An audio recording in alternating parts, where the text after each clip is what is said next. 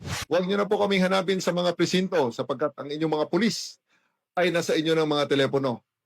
Dial 911. Darating ang inyong mga pulis sa loob ng 5 minuto. Lilingkod sa bawat Pilipino at magbibigay ng tamang impormasyon para sa tahimik at maayos na Pilipinas. Police News Network, alagad ng batas, tagapagtaguyod ng balitang pulis, sandigan ng mamamayan, patnubay ng katotohanan. Kampo Krame, maghahatid ng pinakahuling kaganapan at nagbabagang balita. Ito ang PNN Police News Network. At ngayon, ang inyong mga tagapagbalita. Magandang araw, bagong Pilipinas. Ako ang inyong alagad ng batas, tagataguyod ng balitang pulis. Patrolwoman Melanie Mapa, maghahatid ng tamang balita, kwento ng pulis at serbisyo para sa mamamayan. At ito ang PNP News Online, ang pangunahing balita ng Police News Network, alagad ng batas, tagataguyod ng balitang pulis.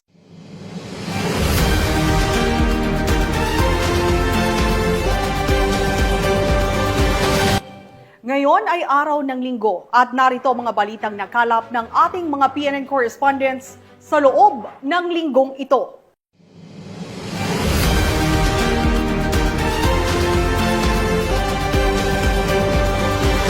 Mahigit 7 milyong pisong halaga ng hinihinalang shabu ang nasabat sa ikinasang buy-bust operation ng Philippine National Police at Philippine Drug Enforcement Agency sa bayan ng Parang Maguindanao del Norte. Patrolwoman Judy-Ann Alibo, ibalita mo. Sabat ang 7 million pesos halaga ng shabu mula sa dalawang naarestong sospek sa isinagawang drug buy-bust operation ng PNP at PDEA BARM sa Barangay Making, Parang Maguindanao del Norte. Ito lamang ika-11 ng Agosto taong kasalukuyan. Kinilala ni Police Brigadier General Jason C. De Guzman, Regional Director ng Police Regional Office Bangsamoro Autonomous Region, ang mga sospek na si alias Kin at alias Ali, na pawang residente ng Matalam, North Cotabato. Naging matagumpay ang naturang operasyon dahil sa pinagsanib puwersa ng Maguindanao del Norte PNP at PDEA BARM na nagresulta sa pagkakaaresto ng mga sospek at pagkakakumpiska ng 20 piraso ng jumbo sachet na naglalaman ng hinihinalang shabu na nagkakahalaga ng 7 million pesos. Mahaharap sa kasong paglabag sa Republic Act 9165 o ang Comprehensive Dangerous Drugs Act of 2002 ang mga sospek. Patuloy ang Maguindanao del Norte PNP sa operasyon at paghuli sa mga sospek na may pananagutan sa batas sa tulong ng komunidad upang mapigilan ang anumang uri ng kriminalidad, partikular ang iligal na droga na may hangaring mapanatili ang maayos at tahimik na pamayanan. Mula rito sa riyon ng Bangsamoro, ako ang inyong PNN correspondent, Patrolwoman Judy-Ann Alibo, alagad ng batas, tagataguyod ng balitang pulis. Maraming salamat, Patrolwoman Alibo. Sa bisa ng warrant of arrest, napasa kamay ng mga otoridad ang nakatalang top 1 most wanted person sa kasong rape sa bayan ng Nabunturan, Davao de Oro, matapos itong maaresto ng kapulisan sa Kidapawan City. Ang balita mula kay Patrolwoman Daphne Pasaol. Gusto ng mga otoridad ang tinuturing na number 1 most wanted person sa bayan ng Nabunturan, Davao de Oro para sa kasong panggagahasa noong Agosto 12 taong kasalukuyan sa sitio sa bayan Barangay Elumavis, Kidapawan City, North Cotabato. Kinilala ang suspect na si alias Jos, 18 anyos, estudyante at residente ng Purok 20, Barangay Poblasyon, Nabunturan, Davao de Oro. Ang pagkakaaresto ay sinagawa ng pinagsanib na pwersa ng tracker team ng Nabunturan Municipal Police Station, katuwang ang Maritime Law Enforcement Team ng Davao de Oro. Ang pag-aresto ay sinagawa batay sa warrant of arrest na walang piyansang inirekomenda para sa naturang kaso. Tuloy-tuloy naman ang pagsusumikap ng Police Regional Office 11 sa kanilang pinalakas na kampanya kontra kriminalidad bilang bahagi ng kanilang pangakong panatilihin ng kayusan at seguridad ng mamamayan. Mula dito sa Region 11, ako ang inyong PNN correspondent, Patrolwoman Daphne Pasaol, alagad ng batas, tagataguyod ng balitang pulis. Maraming salamat, Patrolwoman Pasaol. Hawak na ng mga otoridad ang nakatalang top 1 most wanted person ng Mandaue City Police Station matapos itong mahuli kaugnay sa kaso nitong rape sa Mandaue City, Cebu. Ibabalita yan ni Patrolwoman Judith Nicanor. Arestado ng kapulisan ng Mandaue City ang top 1 most wanted person municipal level na may kasong rape sa Zone 3 Barangay Kanduman, Mandaue City, Cebu nito lamang nakaraan. Kinilala ni Police Captain Brian Kevin M. Temprosa, Station Commander ng Police Station 6 Mandaue City Police Office, ang suspect na si Joselito, 36 anyos na residente ng Barangay Yati, Liloan, Cebu. Bandang 6:20 ng umaga nang maaresto ng kapulisan ang suspect sa bisa ng warrant of arrest para sa kasong rape na inisyu ni Honorable Isabel Galinzoga Barroso, presiding judge ng 10th Judicial Regional Trial Court Branch 8, Malaybalay City, Bukidnon na walang rekomendadong piyansa. Kasalukuyang nasa kustodiya ng Police Station 6 Mandaue City Police Office ang suspect para sa dokumentasyon at tamang disposisyon. Ang matagumpay na pagkakaaresto ng suspect ay bunga ng pinagsanib puwersa ng Police Station 6 Mandaue City Police Office at Damulog MPS Bukidnon Police Provincial Office Police Regional Office 10. Ang Mandaue City PNP ay patuloy sa masigasig nitong operasyon sa pagtugis sa mga kriminal upang tiyak na mapanagot sa batas dahil sa bagong Pilipinas ang gusto ng pulis, ligtas ka. Mula dito sa Mandaue City Police Office, ako yung Police News Network Correspondent, Patrolwoman Judith Nicanor, alagad ng batas, tagataguyod ng balitang pulis. Maraming salamat, Patrolwoman Nicanor. Walang kawala ang isang lalaki matapos umanong magpaputok ng baril sa Marikina City. Nang mabilis na rumisponde ang mga tauhan ng Marikina City Police Station sa tawag ng isang concerned citizen sa 911. Yan ang tinutukang balita ni Patrolwoman Jenny May Dulor.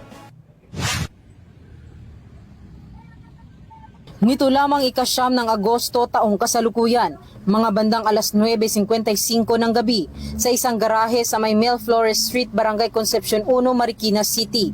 Ayon sa investigasyon, napag-alaman na bago pa nangyari ang insidente, nakita di umano ng kapitbahay ng sospek na ito ay nag-iinuman kasama ang iba pa. Subalit makaraan ang ilang sandali, biglang nabulabog ang mga residente sa nasabing lugar dahil sa 4 na beses na putok ng baril na kanilang narinig mula sa bahay ng sospek.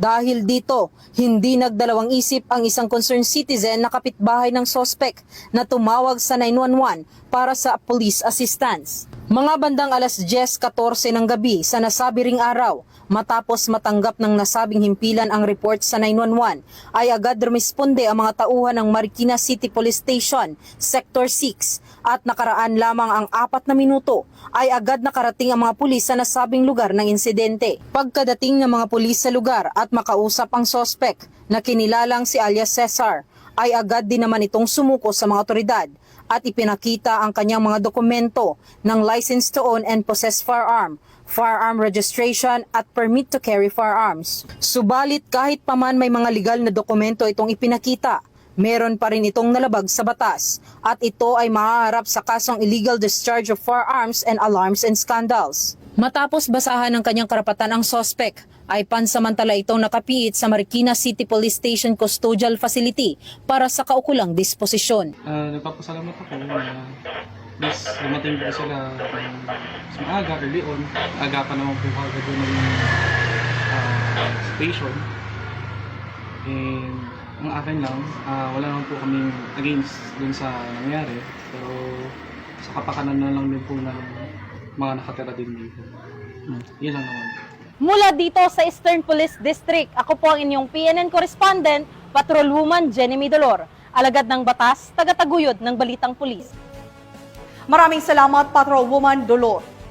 Hindi na nakaabot sa kanilang paroroonan ang 5 individual na lulan ng isang bangkang demotor matapos mahulihan ng tinatayang 2.9 milyong pisong halaga ng smuggled na sigarilyo sa ikinasang anti-smuggling operation sa Brooks Point, Palawan.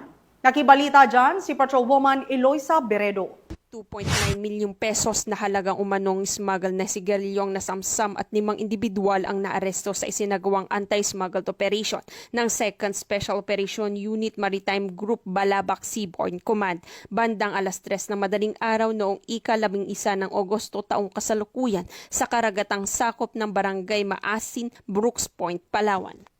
Kinilala ang mga naaresto na sina alias Adsman, 30 anyos, alias Sem, 55 anyos, alias Remal, 22 anyos, alias Abdul, 21 anyos, alias Buwig, 20 anyos, pawang mga residente ng Balabac at Spanyola, Palawan. Nahuli silang aktwal na nagdadala at nagbabiyahe ng mga smuggled na sigarilyo sakay ng isang motorized bangka na walang kaukulang permit mula sa kinauukulang ahensya ng gobyerno at walang nakalagay ng graphic health warning, paglabag sa Republic Act 10643 at Republic Act 10863 o Custom Modernization and Tariff Act. Nasamsam sa operasyon ang humigit kumulang 80 master cases ng New Berlin na sigarilyo na tinatayang nagkakahalaga ng 2,520,000 pesos, 10 master cases ng New RS Menthol na sigarilyo na tinatayang nagkakahalaga ng 315,000 pesos at isang motorbangka na kinilala sa tawag na kiring-kiring may 2 Kubota engine 18 at 24 na tinatayang nagkakahalaga ng 120,000 pesos. Ang mga sospek at nakumpiskang ebidensya ay dinala sa Rio Tuba Maritime Law Enforcement Team, Balabac Seaborne Command, Brooks Point Annex para sa dokumentasyon at tamang disposisyon. Ayon sa 2nd Special Operation Unit Maritime Group, patuloy nilang pinaiigtingan ng operasyon laban sa smuggled upang maprotektahan ang ekonomiya at kalusugan ng mamamayan. Ang matagumpay na operasyon ng 2nd Special Operation Unit Maritime Group Balabac Seaborne Command ay malinaw na patunay ng determinasyon ng kapulisan sa pagpigil ng pagpasok ng mga kontrabando sa bansa sa pamamagitan ng mahigpit na pagbabantay at mabilis na aksyon na mapigilan ang pagkalat ng mga produktong walang kaukulang permit at hindi sumusunod sa batas. Patuloy ang panawagan ng otoridad sa publiko na makipagtulungan at magbigay ng impormasyon upang tuluyang masugpo ang smuggling at mapanatilang seguridad, kalusugan at kaayusan sa ating mga komunidad. Mula dito sa Calapan City, Oriental Mindoro, ako ang iyong PNN Correspondent Patrolwoman Eloisa Joy Beredo, alagad ng batas, tagataguyod ng balitang pulis. Maraming salamat, Patrolwoman Beredo. Samantala, nasa kote naman ng mga operatiba ng Southern Police District ang 2 Vietnamese national matapos salakayin ang isang beauty clinic sa Makati City at nahuling nagsasagawa ng aesthetic procedures ng walang lisensyang medikal. Nakatutok dyan si Patrolwoman Mary Tony Veva. Inaresto ng mga operatiba ng District Special Operation Unit ng Southern Police District ang 2 Vietnamese nationals matapos maaktuhang nagsasagawa ng aesthetic procedures gaya ng Botox at dermal fillers sa loob ng isang beauty clinic sa Barangay Poblacion, Makati City nang walang kaukulang lisensya para mag-practice ng medisina dito sa bansa. Kinilala ang mga sospek na sina Van, 36 anyos, alias Tai, 35 anyos, mga residente ng nasabing barangay.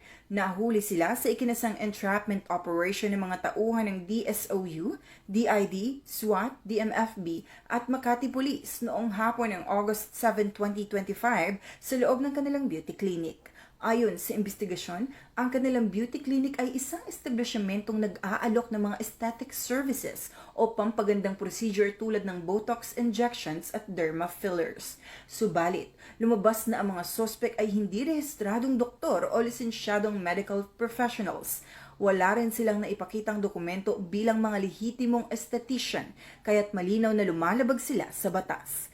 Nag-ugat ang impormasyon ukol sa illegal na aktibidad mula sa isang regular confidential informant matapos ang halos 1 linggong surveillance upang i-verify ang reklamo.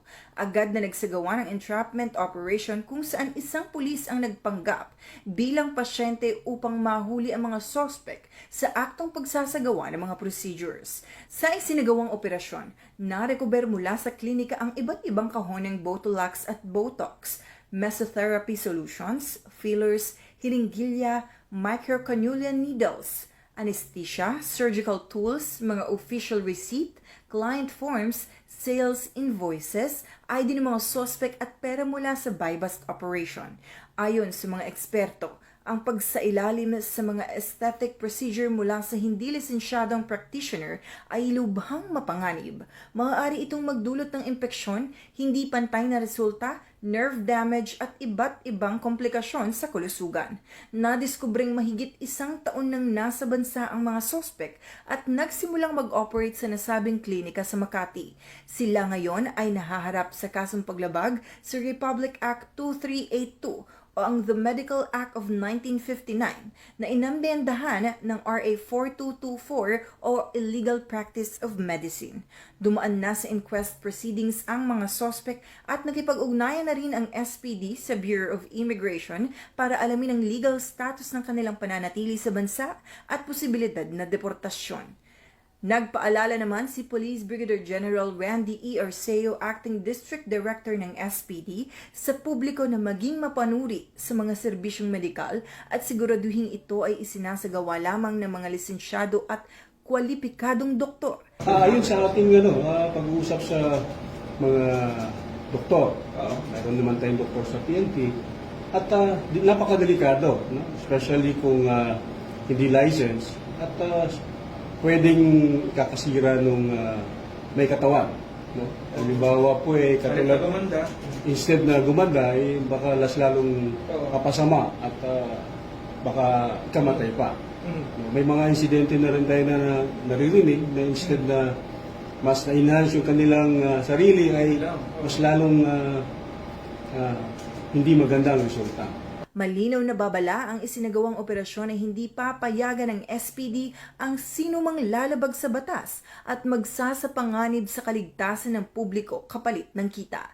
Tiniyak niyang mananatiling nakatutok ang SPD at aktibong nakikipagtulungan sa komunidad upang mapanatiling ligtas ang mamamayan. Mula dito sa Southern Police District, ako ang inyong PNN correspondent, Patrolwoman Meritoni Veva, alagad ng batas, tagataguyod ng Balitang Pulis. Nasabat ng Laguna Police ang tinatayang 840,000 pisong halaga ng smuggled na sigarilyo, habang naaresto naman ang 4 na sospek sa Barangay San Francisco, San Pablo City, Laguna. Ang report mula kay Patrolwoman Mary May Sarturio.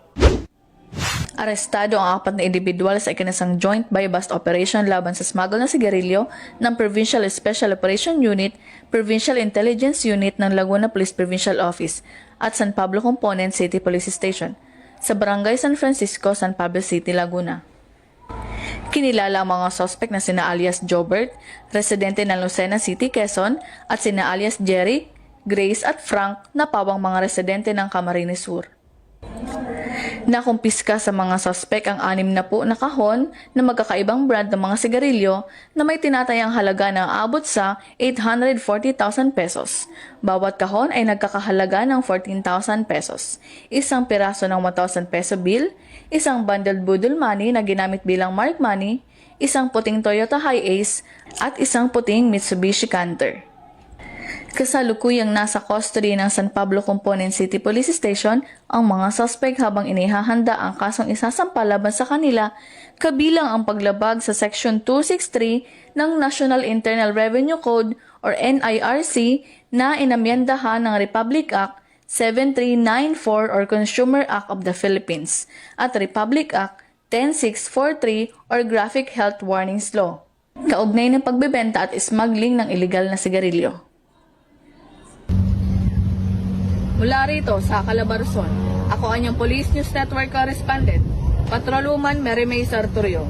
Alagad ng batas, tagataguyod ng Balitang Pulis. Naaresto ng mga otoridad ang top 8 regional most wanted persons sa Ilocos Region dahil sa kasong 2 counts of statutory rape.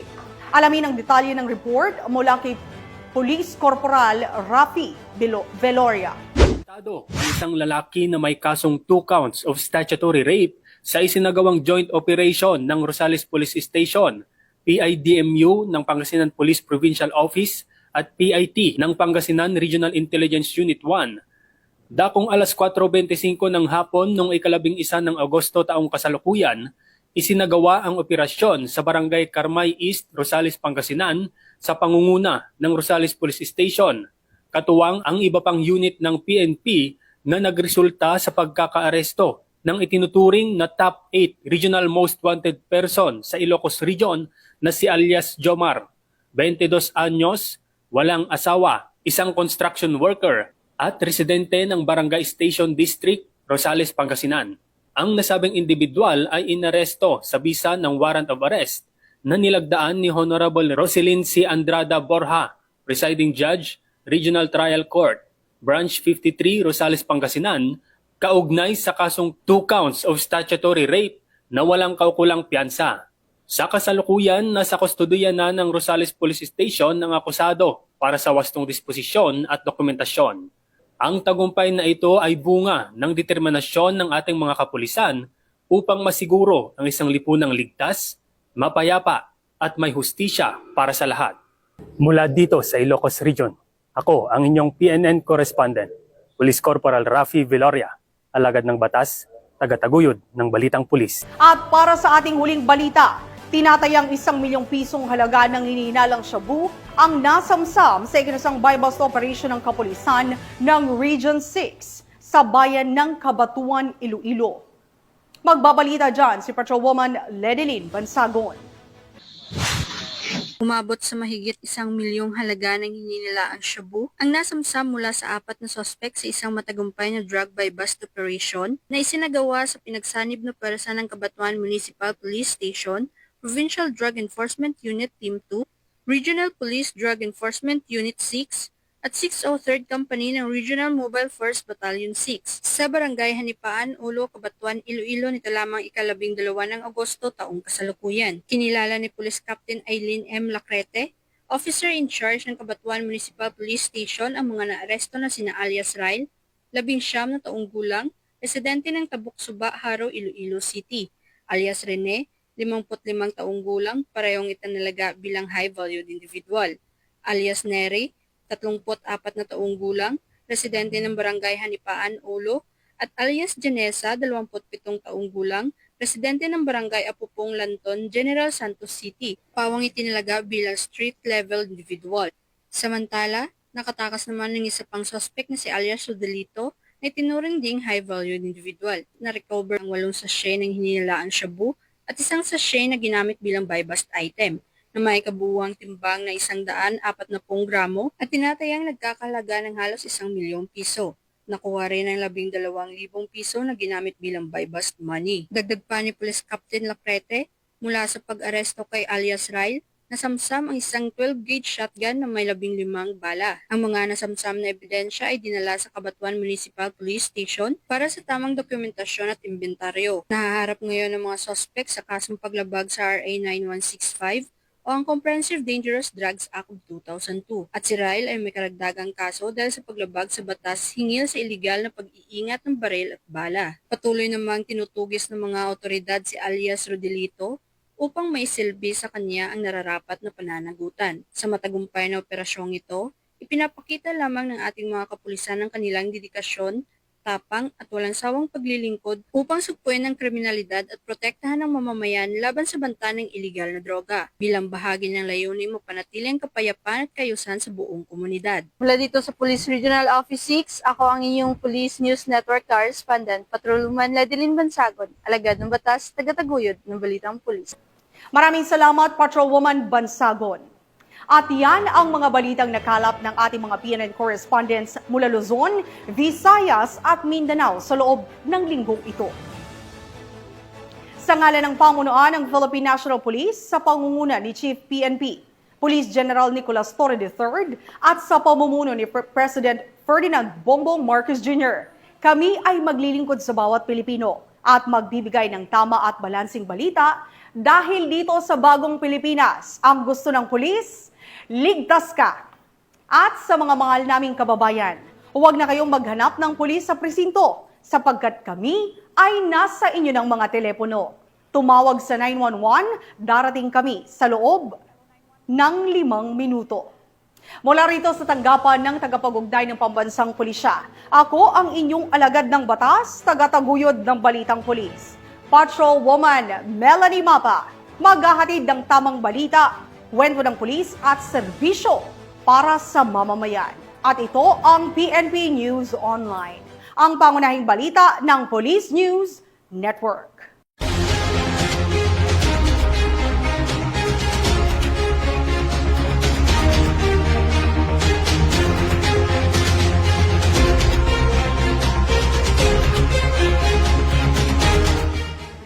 Police News Network, alagad ng batas, tagapagtaguyod ng balitang pulis.